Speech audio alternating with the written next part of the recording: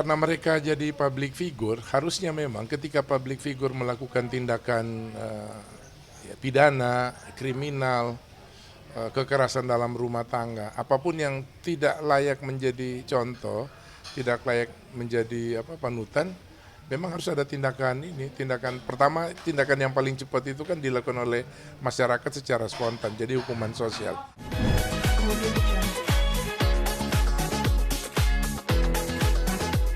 Kasus dari Lesti dan juga Bilar, adanya kekerasan dalam rumah tangga yang dilakukan oleh artis seperti apa sih Bang?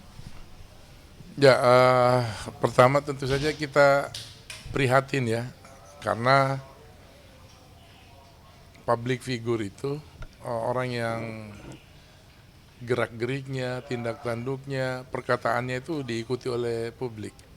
Apalagi kalau di media sosial mereka tuh punya followers yang tinggi ya.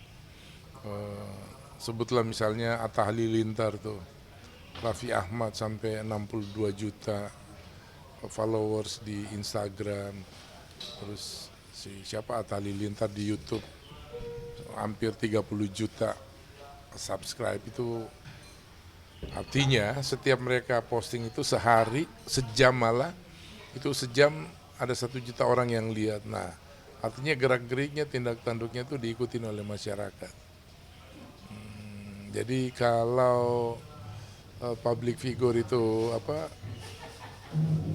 menunjukkan sikap yang positif, maka followersnya, penggemarnya, masyarakat juga akan cenderung jadi positif. Kalau mereka menyebarkan keburukan, ya yang ditangkap oleh masyarakat juga adalah keburukan gitu. Tapi kan belum menjadi tersangka, tapi udah kena sanksi sosial nih dari masyarakat dari Rizky Bilar sendiri. Ya, kalau kita ngambil contoh artis yang baru saja melakukan kekerasan dalam rumah tangga, itu hukuman yang pertama sebagai seorang public figure memang adalah hukuman sosial. Itu dialamin sejak zaman dulu ya, sebelum tahun 2000, era di mana dunia hiburan di Indonesia udah semakin marak. Itu kan saat televisi swasta mulai tumbuh subur, RCTI dan seterusnya sampai hari ini. Terus ditambah lagi dengan media sosial makin marak. Nah,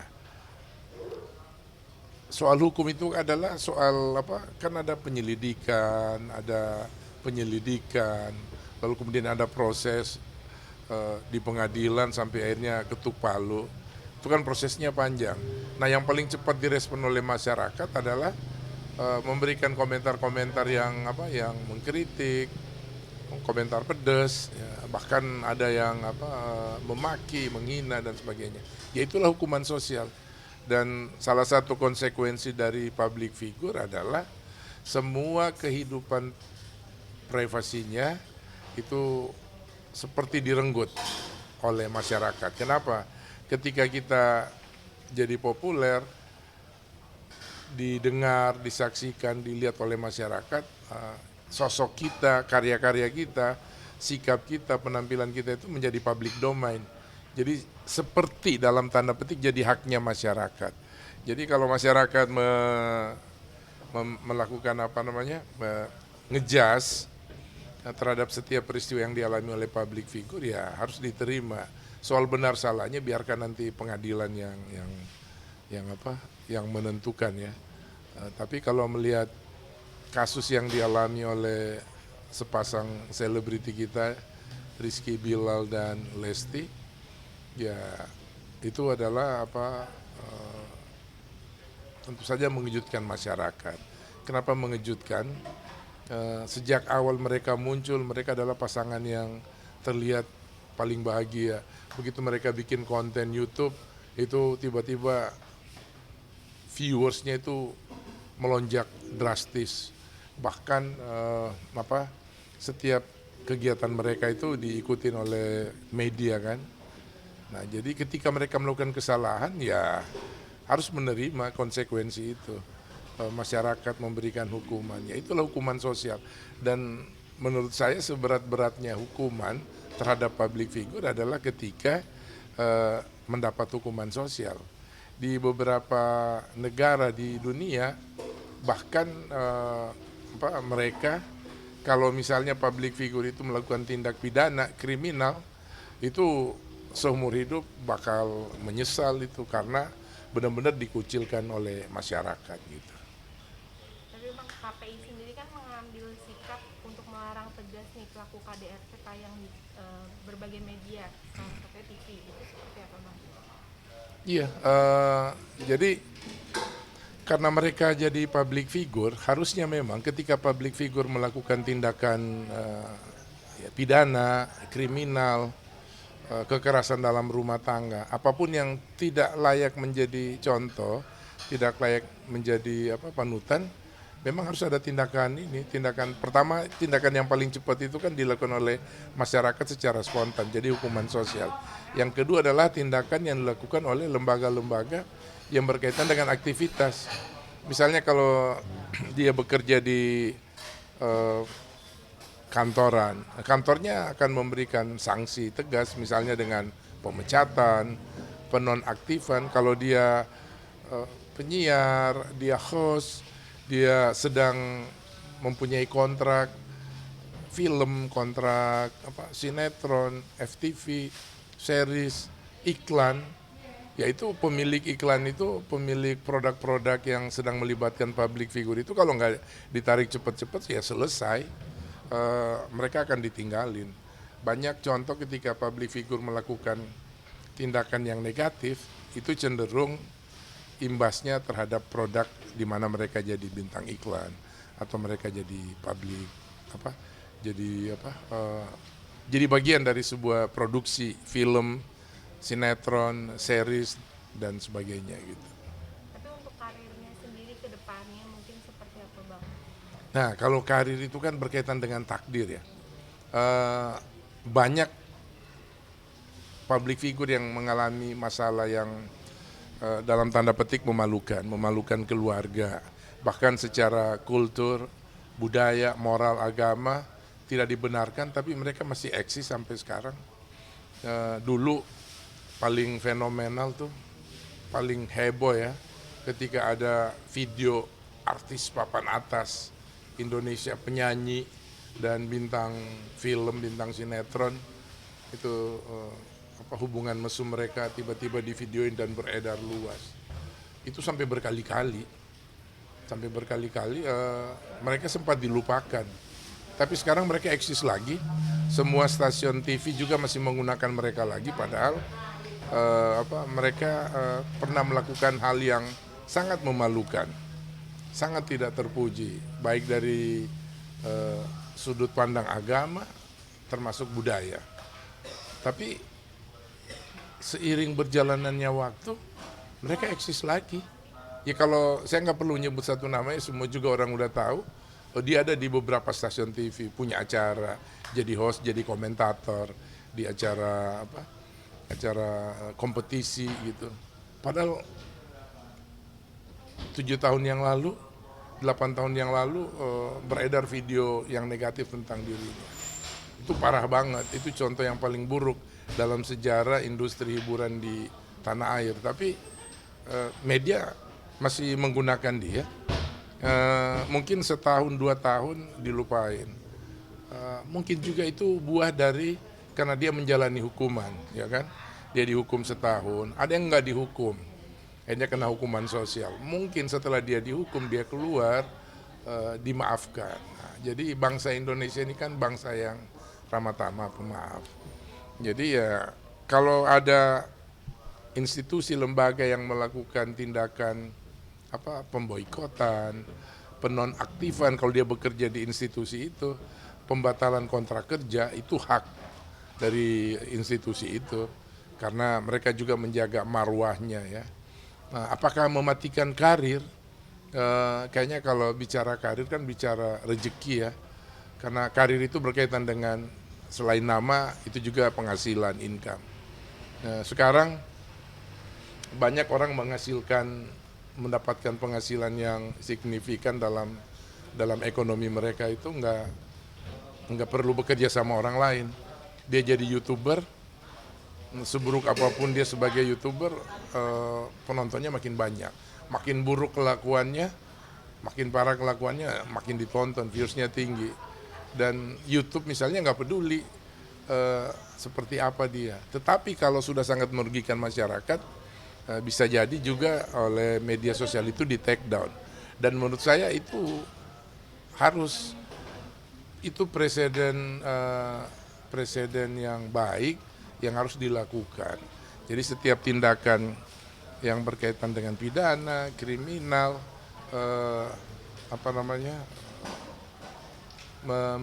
mengusik rasa keadilan di masyarakat, mencoreng moral agama, kultur kita, harus ditindak. Nggak usah tunggu dihukum di penjara. Semua orang harus stop. Bila perlu followers tinggalin dia, kasih 0 viewersnya, kasih 0 subscribe-nya. Itulah hukuman yang terbaik. Tapi masalahnya adalah apakah semua masyarakat punya persepsi yang sama. Netizen persepsinya pasti beda-beda gitu. Saya nggak ingin berpihak kepada siapapun, tapi menurut saya tidak ada, kalau public figure melakukan kesalahan, saya kemarin tadi baru lihat ada public figure yang ngomong, kenapa sih kalau orang susah bikin salah diurusnya lambat banget, tapi ketika public figure yang punya duit banyak itu cepet banget diurusin. Ya iya, itu resiko dari public figure. Public figure ya emang seperti itu. Yang kecil bisa jadi besar karena mereka public figure, masyarakat suka.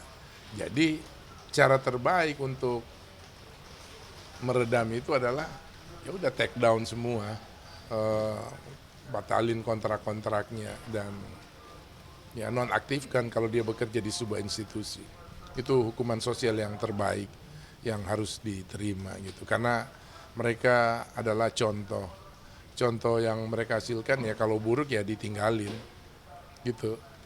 Berarti ada kemungkinan untuk beberapa tahun ke depan ketika dia comeback lagi mungkin diterima atau enggak sih Bang sama masyarakat? Ya kalau aku ngambil contoh beberapa nama, 1, 2, 3, ada yang mati dilupain orang, ada yang comeback lagi. Padahal kemarin mereka parah banget, yang mulai dari kekerasan dalam rumah tangga, video mesum, masih eksis lagi tuh, masih dapat endorsement, dikasih ruang wawancara di TV. Nah jadi harusnya ya kalau kita kompak nih, masyarakat, institusi, lembaga penyiaran, ya sama, karena itu akan berulang lagi jadi contoh yang buruk lagi gitu.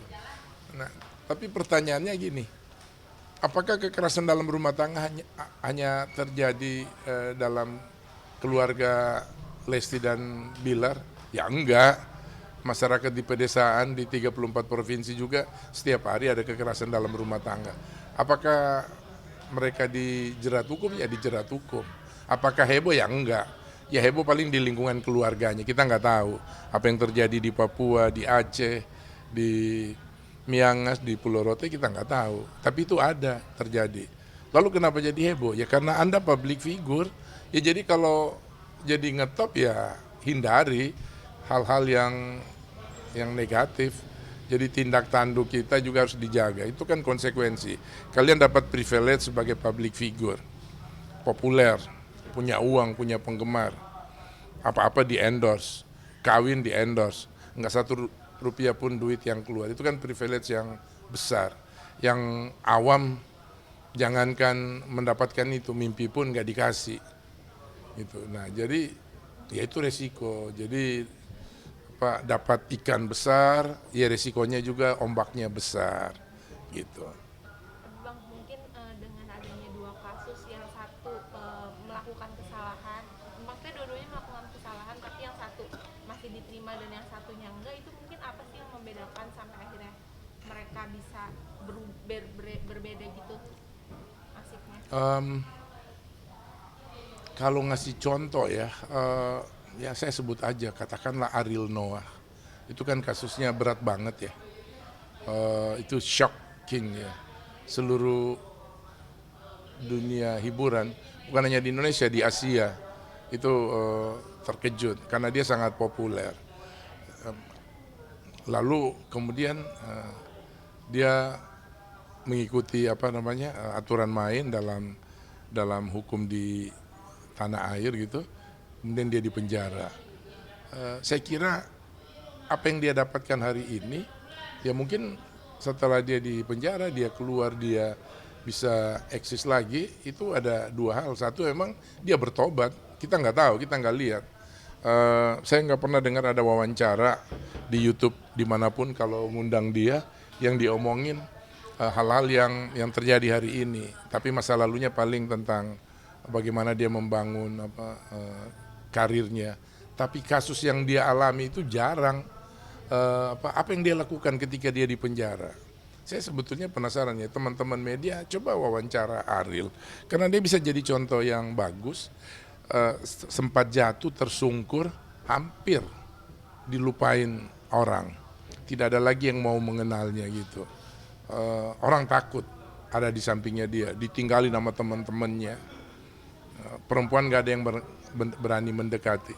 Tapi hari ini dia masih eksis, ngeluarin lagu laku, viewersnya makin banyak. Dia dapat tawaran jadi host di 2 stasiun TV. Ya, menurut saya di penjara dia bertobat dan dia sungguh-sungguh, dan hari ini ya tobatnya diterima, dia tobat nasuha dan benar-benar dia tidak melakukan itu lagi. Menurut saya itu keren banget, itu contoh yang baik. Kalau orang jatuh itu biasa, jatuh kemudian bangkit lagi, itu luar biasa. Bikin kesalahan itu biasa, tapi mau memaafkan memaafkan diri sendiri atas kesalahan itu luar biasa. Dan masyarakat juga akan memaafkan mereka kalau mereka benar-benar bertobat dan tidak mengulangi lagi. Kalau dia ulangi lagi, udah dia akan terkubur selama-lamanya. Nah, tapi ada juga orang yang nggak usah menyebut namanya, melakukan kesalahan itu kemudian akhirnya dilupain orang. Kalau tahu dia eksis ya di kalangan terbatas, dia udah nggak bisa naik lagi. Ya itu ya bisa jadi dia nggak bertobat benar-benar, malu. Nah itulah hukuman sosial, ketika malu ketemu orang, aduh gue masih dianggap nggak ya, gue masih diterima nggak ya. Ya beberapa teman-teman saya melakukan kesalahan yang sama, ya, akhirnya percaya dirinya tumbuh dengan sendirinya karena masyarakat juga mendukung, memberikan kepercayaan. Kenapa? Karena dia nggak malu, dia minta maaf. Semua orang pernah melakukan kesalahan, bukan cuma artis, orang biasa juga. Kalau dia minta maaf, dia memperbaiki, dan dia betul-betul tidak mengulangi kesalahannya. Saya kira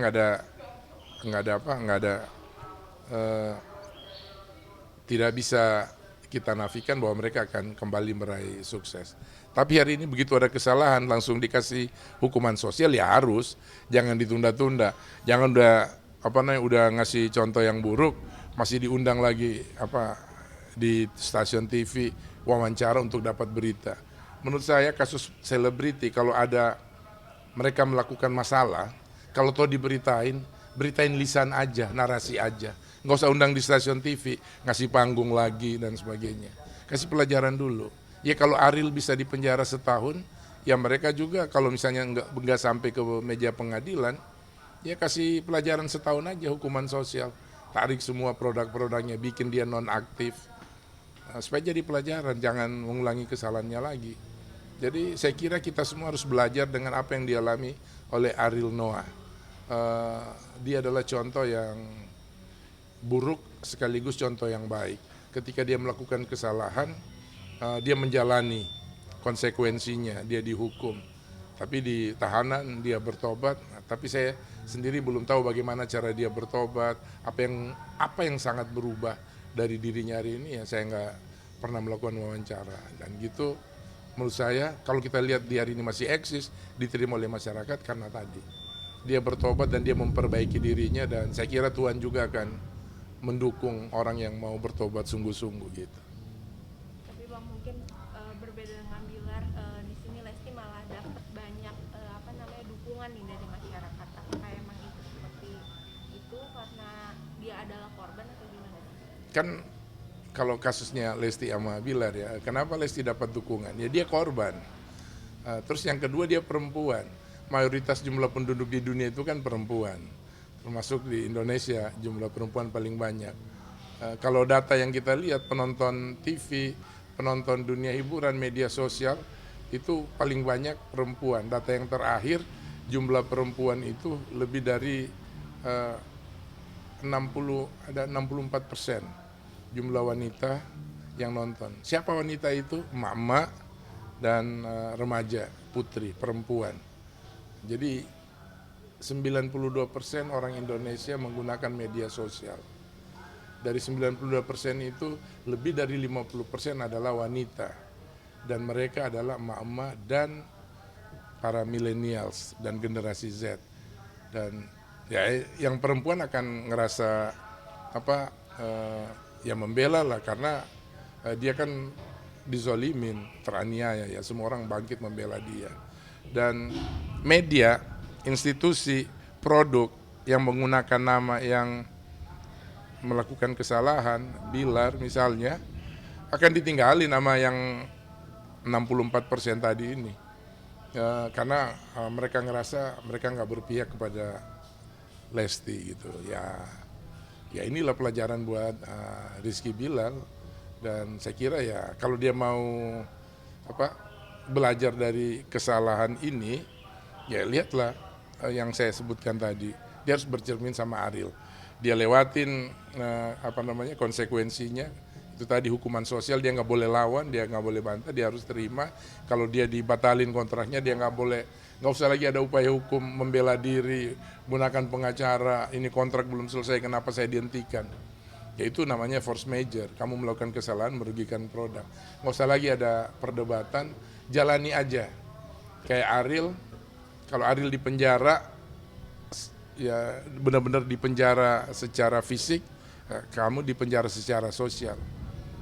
Termasuk juga penangguhan penghargaan yang dia dapat. Oh iya, itu apalagi cuma penangguhan penghargaan artis George's Daddy ya, ayah terbaik gitu, ayah terbaik versi Infotainment Awards. Ya saya kira Infotainment Award ini kan juga hanya produk games ya, hanya lucu-lucuan lah buat media itu untuk memberikan penghargaan. Karena kan ukuran seseorang itu George's Daddy itu kan kriterianya banyak. Nah mungkin kriteria ini ya segini. Tapi kalau pihak TV yang menyelenggarakan Infotainment Awards itu menghentikan penghargaan, yang menunda penghargaannya, itu keren banget. Patut diacungi jempol karena ya semua orang harus memberikan hukuman sosialnya. Dan menurut saya nggak usah lagi dikasih panggung, tiba-tiba nongol lagi di talk show-nya siapa, dia diwawancara, diminta lagi komentar, terus kasih kesempatan dia membela diri. Nggak perlu. Kalau Lesti udah bilang dia dianiaya, dizalimin, ya udah ada bukti visumnya dan polisi udah membuktikan itu, tinggal tunggu proses peradilan, ya udah. Nggak usah lagi ada pembelaan, diterima aja konsekuensi itu. Seperti Ariel, dia nggak pernah membantah apa yang dia lakukan, dia menyesal, dia jalani hukumannya, dia keluar, dia bisa eksis lagi. Dan itu contoh yang baik buat saya. Kemudian